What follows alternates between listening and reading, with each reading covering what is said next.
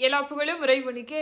அஸ்ஸலாமு அலைக்கும். நான் சுல்தானா பர்வீன். அல்ஹம்துலில்லாஹ் மாஷா அல்லாஹ் நாம் எல்லோரும் ரமலான் மாதத்தினுடைய நோன்பை நோற்றவர்களாக இருக்கிறோம். நீங்களும் நானும் செய்யக்கூடிய நல்ல அமல்களை எல்லாம் எல்லாம் வல்ல அல்லாஹ் ஏற்றுக்கொண்டு அதற்கான முழு பலனையும், முழு கூலியையும் அல்லாஹ் உங்களுக்கும் எனக்கும் தந்தருள்வானாக. ஆமீன். நம்ம நம்மில நெறைய பேர் செய்யக்கூடிய தவறு என்னன்னா, அல்லாஹ் தஆலா நமக்கு நெறைய விஷயங்கள குடுத்துருக்கான். ஆனா, அதெல்லாத்தையும் நம்ம மறந்துட்டு, சில நேரங்கள்ல இறைவனிடத்தில இப்படி நம்ம சலிச்சுக்குவோம். எல்லாம் நான் செய்றேன். 5 வேள நான் தொழுகுறேன். முடிஞ்ச அளவு நான் குரான் ஓதுறேன். நல்ல நல்ல விஷயங்கள்லாம் நான் செய்றேன். என்னால முடிஞ்ச அளவுக்கு நான் ஜக்காத், சதக்காலாம் நான் குடுத்துட்டு தான் இருக்கேன். ஆனா, நான் நெனச்ச அளவுக்கு அல்லாஹ் எதுவுமே எனக்கு தர மாட்டேங்கிறான். என்னால வீடு வாங்க முடியல. என்னால கார் வாங்க முடியல. என்னுடைய சொந்த பந்தங்கள்லாம் நல்லா இருக்கிறாங்க. என் கூட பொறந்தவங்கலாம் நல்லா இருக்கிறாங்க. பக்கத்து வீட்டுக்காரன் வளர்ந்துட்டே போறான். எதிர்த்த வீட்டுக்காரன்லாம் நல்லா இருக்கிறான். எல்லாமே நான் செய்யும்போதும், ஏன் அல்லாஹ் எனக்கு இவ்வளவு தான் குடுக்குறான்? நான் நெனச்ச மாரி எதுவுமே செய்ய முடியல அப்படின்னு, நெறைய நேரங்கள்ல நம்மள நெறைய பேரு இறைவனிடத்தில இப்படி நம்ம சலிச்சுக்கிறோம். இறைவன் நமக்கு கொடுத்த சின்ன சின்ன விஷயங்கள் எல்லாத்தையும் நம்ம மறக்கிறோம். ஆனா, இறைவன் நமக்கு கொடுக்காத ஒரு விஷயத்த கேட்டு, அல்லாஹ் நமக்கு இதெல்லாம் செய்யாம விட்டுட்டானே அப்படின்னு நம்ம நம்ம யோசிக்கிறோம் இல்லையா?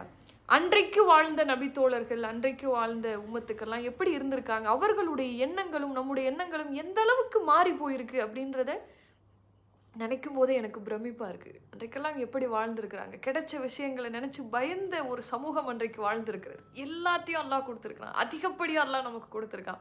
அவங்களோட கம்பேர் பண்ணும்போது நம்ம ரொம்ப நல்லா இருக்கிறோம். ஆனாலும் அல்லாஹ் எனக்கு குடுக்கலையே அப்படின்னு நம்ம அல்லாஹ் கிட்ட வந்து சலிச்சுக்கிறோமே! இது எந்த வகையில நியாயம் அப்படின்னு எனக்கு தெரியல. நான் படிச்ச இந்த செய்தி உண்மையிலுமே எனக்கு ரொம்ப ஆச்சரியமாக இருந்தது. அப்துர் ரஹ்மான் இப்னு அவுப் ரலியல்லாஹ் அன்றைக்கு அவர் எப்படி வாழ்ந்திருக்கிறார்? அல்லாஹு அக்பர்! அவரை பற்றி அண்ணல் நபி ரசூல் ஸல்லல்லாஹு அலைஹி வஸல்லம் அவர்கள் எப்படி குறிப்பிடுறாங்கன்னா, அவருக்கு ஒரு பட்டப்பேர் வச்சிருக்காங்க. ரசூல் ஸல்லல்லாஹு அலைஹி வஸல்லம் அவர்கள். அல்லாஹ்வினுடைய வியாபாரி அப்படின்னு சொல்லி.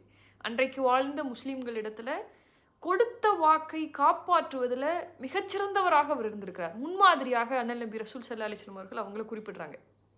அல்லாஹ் தஆலா வாழ்வாதாரத்திற்கான அத்துணை வாசல்களையும் அவருக்காக திறந்து வச்சிருக்கார். மதீனாவுல குறிப்பிடத்தக்க பெரும் பணக்காரர்கள்ல முதன்மையானவரா அவர் இருந்திருக்கார். அப்படி பெரிய பணக்காரரா இருந்த போதிலும் கூட, சக முஸ்லீம் இடத்துல, தன்னுடைய தோழர்களிடத்துல கொடுத்த வாக்க காப்பாற்றக்கூடியவராக இருந்திருக்கார். இப்ப இங்க என்ன நடக்குது அப்படின்னு சொன்னா, அப்துர் ரஹ்மான் இப்னு அவுப் ரலியல்லாஹு வந்து நோன்பு தொறந்துட்டு அவருக்காக உணவ வந்து கொண்டு வந்து வைக்கிறாங்க. விதவிதமான உணவு வகை வகையா அவருக்காக சமைச்சு வைக்கிறாங்க. அதை அவர் பார்க்கிறார். பார்த்தபோது அவருக்கு அவருடைய தோழர்களுடைய ஞாபகம் வந்துருது. அவரோட இருந்திருப்பாங்க இல்லையா? அந்த தோழர்களுடைய ஞாபகம் வந்து அழுக ஆரம்பிக்கிறார். அவருடைய மகன் இப்ராஹிம் ரஹ்மத்துல்லா வந்து எதனால அவர் அழுதார் அப்படிங்கிற விஷயத்த வந்து குறிப்பிடுறார். அந்த இடத்துல அவர் இப்படி சொல்லிட்டு அழுதுருக்கார். என்னை விட சிறந்தவர்கள் எல்லாம் இந்த உலகத்துல விட்டு போயிட்டாங்க. அவர்களை விட நான் கம்மியானவன் தான். நான் குறைஞ்சவன் தான். ஆனா அல்லாஹ் தஆலா எனக்கு இவ்வளவு விஷயங்கள குடுத்திருக்கிறானே அப்படின்னு நெனச்சு அவர் அழுதுருக்கிறார். அவரை விட சிறந்தவர் அப்படின்னு சொல்லி அவர் குறிப்பிடக்கூடியவர் யாரு அப்படின்னு சொன்னா, முஅவ் இப்னு உமைர் ரஹ்மத்துல்லா. அவர் வந்து என்ன ஆகியிருக்குன்னா, அல்லாஹ்வினுடைய பாதையில அவர் கொல்லப்படுகிறார். அவர் கொல்லப்பட்ட அந்த சமயத்துல கஃன் துணி குடுப்பாங்க இல்லையா? கஃன் துணி போத்துவாங்கல்ல, அது வந்து ஒரு சால்வை தான் அவருக்கு போத்தியிருக்காங்க. அந்த சால்வை எப்படி இருந்திருக்கு அப்படின்னு சொன்னா, தலை மறைக்கப்பட்டா கால் தெரியுமா? கால் மறைக்கப்பட்டா தலை தெரியுமா? அந்த அளவிற்கு அவருடைய இறுதி பயணம் அப்படிங்கிறது அப்படிதான் இருந்திருக்கு. என்னை விட அவர் சிறந்தவர் இல்லையா? அல்லாஹ் தஆலா அவங்களுக்கு அப்படிதான் வச்சிருந்தான். அதேபோல என்னை விட சிறந்தவர் ஹம்ஸா ரலியல்லாஹு அவரும் இறைவனுடைய பாதையிலே கொல்லப்பட்டபோது, அவருக்கு ஒரு சால்வை தான் கஃனாக வழங்கப்பட்டது. தலை தெரியும், தலை மறைச்சா கால் மறைச்சா தலை தெரியும். தலைய மறைச்சா கால் தெரியும். அந்த நிலையில் தான் அவங்கலாம் இருந்திருக்காங்க. என்னை விட சிறந்தவர்கள் எல்லோரும் இந்த உலகத்தை விட்டு போகிற பொழுது, அவர்களுடைய வாழ்வாதாரம்ங்கிறது அவ்வளவுதான். ஆனால் அல்லாஹ் என்னுடைய நிலைமையை முற்றிலுமாக மாற்றிவிட்டான். எனக்கான வாழ்வாதாரத்தினுடைய அத்தனை வாசல்களையும் அல்லாஹ் தஆலா திறந்து வைத்திருக்கிறான். இதோ பாருங்க. இவ்வளவு அருமையான உணவை அல்லாஹ் என் முன்னாடி வச்சிருக்கான். ஒருவேளை நான் செய்த நல்ல அறங்களுக்கான பிரதிபலன்களை அல்லாஹ் இங்கேயே எனக்கு கொடுத்துட்டானோ!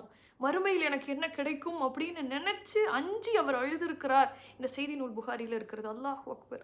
அதற்கு பின்னாடி அந்த உணவ சாப்பிடாமலே அவர் எழுந்து போயிட்டார் அப்படிங்கிற செய்திய நம்ம புகாரில பார்க்கிறோம். அல்ஹம்துலில்லாஹ் எப்படி இருந்திருக்காங்க? பயந்திருக்காங்க. இங்க அதிகப்படியான விஷயங்கள் கிடைக்க கிடைக்க அங்க என்ன நமக்கு கிடைக்கும்? எல்லாத்தையுமே அல்லாஹ் இங்கேயே குடுத்துட்டானே! அங்க நமக்கு கிடைக்காம போயிருமோங்கிற அச்சம் அன்றைக்கு வாழ்ந்தவர்களிடத்துல இருந்திருக்கிறது. அத்தனை விஷயங்களை அல்லாஹ் தஆலா நமக்கு எளிமையாக்கி குடுத்திருக்கிறான். ஒரு காலத்துல கஷ்டமா இருந்த விஷயங்கள மிக எளிமையாக அல்லாஹ் நமக்கு குடுத்திருக்கான். ஆனா நம்ம என்ன சொல்றோம்? பத்தல. எனக்கு கிடைக்கல, எனக்கு இது பத்த மாட்டேங்குது, ஏன் எனக்கு இன்னும் குடுக்க மாட்டேங்கிற அப்படின்னு இறைவனிடத்தில் நம்ம போராடுகிறோம் இல்லையா? அல்லாஹ்வுக்கு எந்த அளவுக்கு நன்றி உடையவங்களாக நம்ம இருக்கணும். உங்க குழந்தைக்கு 2, 3 ட்ரெஸ் உங்களால வாங்கி கொடுக்க முடியுது அப்படின்னு சொன்னா, இறைவனுக்கு நாம் நன்றி செலுத்தக்கூடியவர்களாக இருக்கணுமா இல்லையா? வீட்ல உங்களுடைய மனைவி சாப்பாடு சரியா சமைக்கல.